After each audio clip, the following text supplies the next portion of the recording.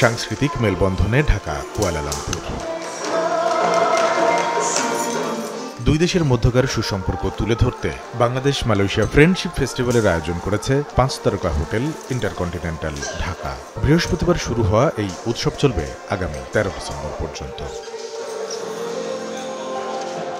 উদ্বোধনী অনুষ্ঠানে উপস্থিত ছিলেন মালয়েশিয়ার হাই কমিশনার। জানান, সাংস্কৃতিক অর্থনৈতিক সম্পর্ক জোরদারে সবসময়ই প্রস্তুত তার দেশ।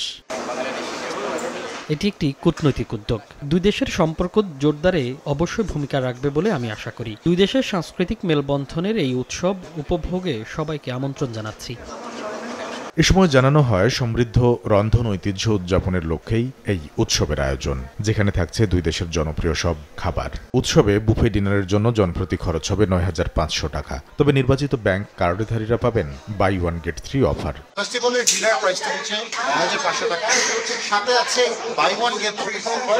২৭টা ব্যাংকের সিলেক্টেড কার্ডসে, সো যে কোনো কেউ যদি একটা কার্ড ইউজ করি অফারটা নেয়, একই প্রাইসে চারজন এই ফেস্টিভ্যাল এনজয় করবে।